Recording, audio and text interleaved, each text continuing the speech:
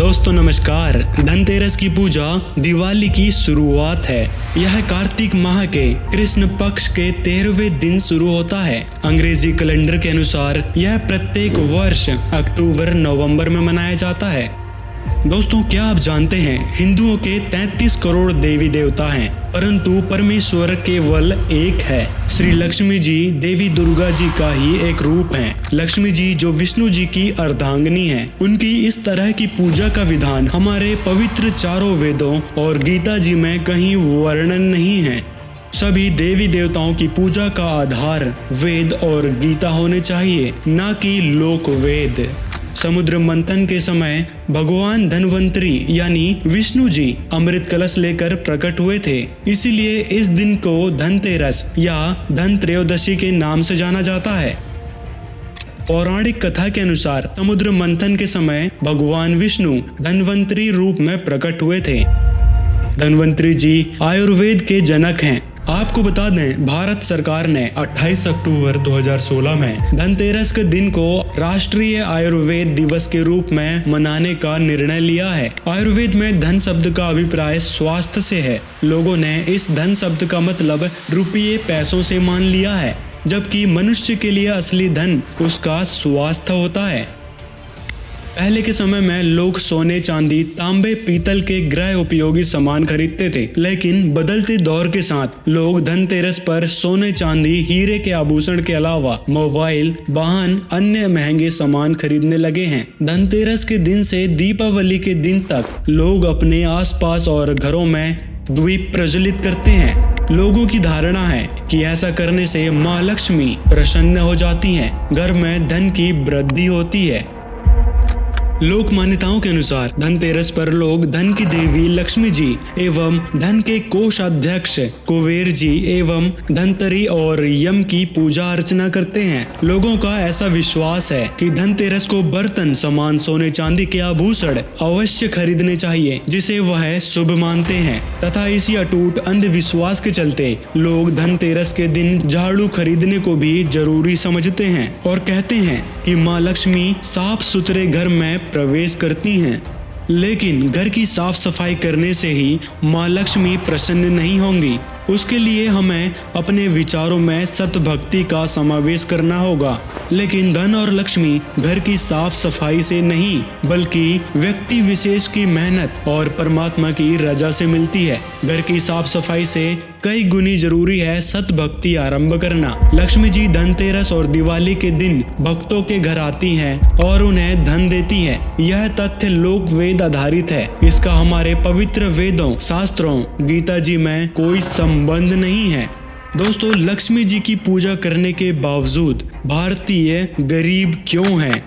सतत विकास समाधान network SDSN में स्वतंत्र विशेषज्ञों के एक समूह द्वारा राष्ट्रों की प्रगति रिपोर्ट प्रकाशित की जाती है। वैश्विक सतत विकास रिपोर्ट 2022 के अनुसार 163 देशों में भारत 121 स्थान पर है। यह वर्ष 2021 में 120वें स्थान और वर्ष 2020 में 117वें स्थान पर था। भारत देश की बहुत सी आबादी संयुक्त राष्ट्र के मानकों के अनुसार गरीब है।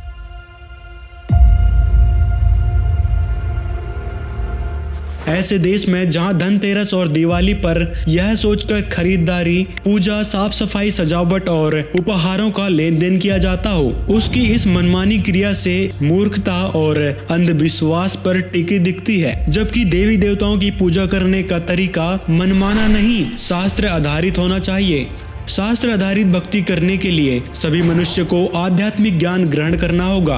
आध्यात्मिक ज्ञान ग्रहण करने के लिए तत्वदर्शी संत की शरण में जाना होगा। दोस्तों आप जानते हैं हम सभी देवी देवताओं की इतनी भक्ति करते हैं, फिर भी दुखी क्यों हैं?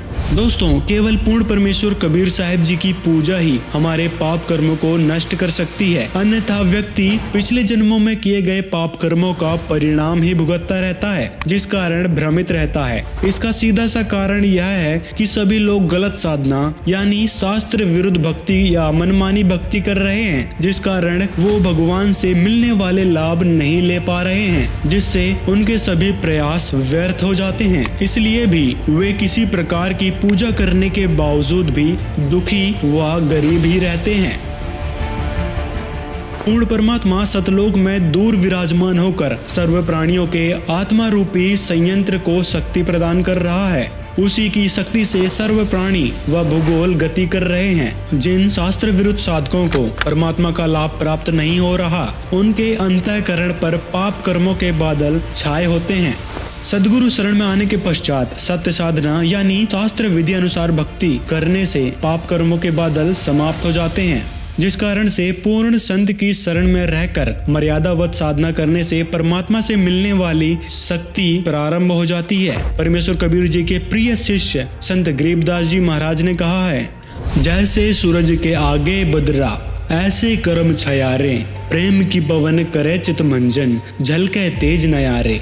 दोस्तों, धनतेरस पर ईश्वर से यह मांगे, परमात्मा से हमें किसी विशेष दिन यानी धनतेरस, दीपावली आदि पर नहीं बल्कि सभी दिन यह प्रार्थना जरूर करनी चाहिए कि हे परमात्मा, मेरे परिवार की जो आवश्यकताएं हैं उन्हें आप ही पूरा करने में समर्थ हैं। आपके अलावा संसार में कोई दूसरा नहीं जो हमारा पेट भर सके। साईं इतना दीजिए जामे कुटुंब समाए, मैं भी भूखा ना रहूं, अतिथि न भूख हो जाए।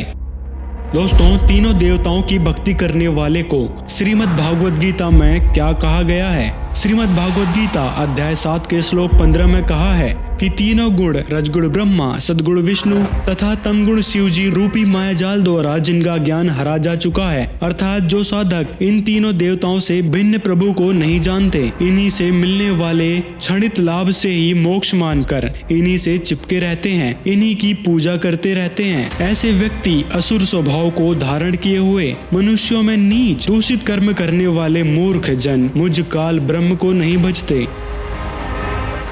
अज्ञानता बस अभी तक जिन देवी देवताओं को आप सर्वे सर्वा समझकर उनसे आस लगाए बैठे हो, वे आपको कुछ नहीं दे सकते। जब आपको तत्वदर्शी संत से तत्व ज्ञान हो जाएगा तो आप पूर्ण परमेश्वर को समझ पाओगे और यह जान पाओगे कि सच्चा आनंद देने वाला यानी सच्चिदानंद केवल पूर्ण परमात्मा कबीर साहिब है, जो मनुष्य की सभी इच्छाएं पूरी कर उसे मोक्ष प्रदान करता है। दोस्तों, लोकवेद और पौराणिक कथाओं के आधार पर कोई भी त्योहार मनाने से अच्छा है कि आप परमेश्वर को प्रसन्न करें। परमात्मा को प्रसन्न करने का केवल एक ही मार्ग है, गुरु धारण करके सत भक्ति करना। भगत ने सीमित वस्तुओं की आवश्यकता है, बकवादों की नहीं। और जब हम परमात्मा की शरण में आते हैं तो उसको अपने बच्चे की पूरी जानकारी होती है, इसको क्या आवश्यकता। जैसे आप रोगी हो जन्म और मरण के रोग के, और ये बरवाला हॉस्पिटल उस रोग के काटन का, आप इस दास के ट्रीटमेंट में आगे गौड़ कबीर जीवन या ट्रीटमेंट है जो दास आपको देता, जो वही दिया करते थे।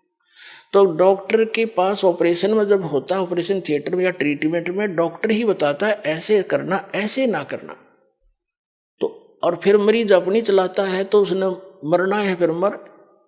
कबीर साहब कहते हैं औखद खावे पत्थर है, और तब होवे उपचार, यानी औखद औषधि ले और पत्थर है यानी वो ऐसी चीज नहीं खावे, यानी जो मना कर रखे खाने के लिए वो वस्तुएं नहीं खावे, और पत्थर है यानी परहेज रखे, और तब उसका ट्रीटमेंट होगा। और फिर डॉक्टर को क्या पता नहीं इसको किस चीज की आवश्यकता है, 1 मिनट में इंजेक्शन लाओगा और सारी रिकवरी कर देगा। तो आपको जब आप इस परमात्मा की शरण में आ गए तो आप जी ने फिर ये चिंता, ठीक है अपना दुख तो बता सकते हो, मुझे ये तकलीफ है, डॉक्टर को बताना तो पड़ता है, फिर काम उसका है, उसको कैसे ठीक करना है।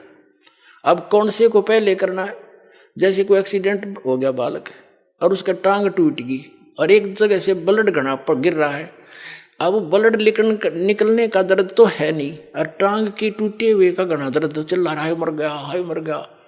लेकिन वो डॉक्टर उसके उस मर गया पर ध्यान नहीं देगा, वो उसने देखेगा खून कहाँ से रिस रहा, पहले उसका ऑपरेशन करेगा, इतना रो लड़ दे थोड़ी देर। जब उस मर गया की तरफ ध्यान देगा तो उसकी जान सचमुच मर जाएगा, इतना पीड़ा है। तो पुण्यात्माओं, आप यहाँ आए हो, आपको कोई भी भयंकर कष्ट दिखाई दे रहा है और वो अभी तक मालिक ने नहीं निवारण किया है, तो ये सोचना कि आपका कोई और भयंकर कष्ट है जो आपका जान लेने वाला है, उसको टालने के लिए आपका प्रयत्न किया जा रहा है, उसने 2 दिन पीछे कर देंगे। तो आप विश्वास करना इस मालिक पर, अपनी ना चलाना। मैं इतनी बार आ लिया, मैंने इतनी जोत चढ़ा ली, मैंने पाठ भी करवा लिया, लगा रहे, पेट में दर्द हो जा, एक गोली से ना हो तो डॉक्टर ने कहा एक और खा ले भाई, उससे भी ना हो तो कहा एक और खा, इसने इसी से होगा। तो जो आप कर रहे हो दान पुण्य सेवा सिमरन, इसी से राहत होंगे, नहीं हो तो और मंडा रहे। तो इस तरह आपका यू कल्याण होगा। और ये है भक्ति मार्ग। इस पर इस तरह चलोगे तो परमात्मा आपको हथेली पर रखेगा। पुण्यात्मा सत्कर्म लेना। पूर्ण परमात्मा की जानकारी तत्वदर्शी संत ही बता सकते हैं, जो स्वयं पूर्ण परमात्मा होता है। गीता अध्याय 4 के श्लोक 34 में गीता ज्ञानदाता ने तत्वदर्शी संत की खोज करने के लिए कहा है। पूर्ण संत चारों वेदों, 6 शास्त्र, 18 पुराणों और सभी ग्रंथों का पूर्ण ज्ञाता होता है। वह उसका सार जानता है। वर्तमान में इस पूरी धरा पर एकमात्र तत्वदर्शी जगत गुरु संत रामपाल जी महाराज हैं, जो सभी धर्मों के ग्रंथों से प्रमाणित रहस्यमय ज्ञान बताते हैं। दोस्तों, इस दिवाली पर पूर्ण परमात्मा को कैसे प्राप्त करें? कबीर परमात्मा ही सर्वोच्च सर्व सुखदायक परमात्मा है। वे बंदी छोड़ हैं, वह पापों के नाशक हैं। पूर्ण परमात्मा को पाने के लिए ऐसे महान सदगुरु तत्वदर्शी संत रामपाल जी महाराज की शरण में आकर उनसे पूर्ण परमात्मा प्राप्ति के बारे में, यथार्थ भक्ति विधि के बारे में सत्य ज्ञान अर्जित करें। इस संसार में एक पल का भरोसा नहीं है। कबीर मनुष्य जन्म दुर्लभ है, मिले न बारंबार। जैसे तरवर से पत्ता टूट गिरे, बहुर न लगता डार। अतः आप सभी से निवेदन है, शीघ्र अति शीघ्र संत रामपाल जी महाराज जी से नाम दीक्षा लें, व सत भक्ति की शुरुआत करें। अगर आप ये वीडियो YouTube पर देख रहे हैं तो हमारे चैनल को सब्सक्राइब करें और बेल आइकन को दबाना ना भूलें। अगर आप Facebook पर ये वीडियो देख रहे हैं तो हमारे पेज को लाइक करें।